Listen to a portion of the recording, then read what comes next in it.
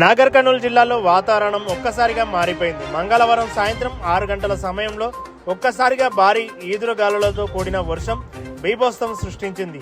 బలమైన గాలుల దాటికి పట్టణంలో భారీ ఫ్లెక్సీలు చిరిగిపోయాయి. పలు చోట్ల వృక్షాలు నేల కొరిగాయి. ఉరుములు, మెరుపులు, భారీ శబ్దాలు ప్రజలు భయాందోళనకు గురయ్యాయి. రోడ్లపై ప్రయాణికులకు తీవ్ర ఇబ్బందులు ఎదుర్కొన్నారు. ప్రజలు అప్రమత్తంగా ఉండాలని అధికారులు సూచిస్తున్నారు.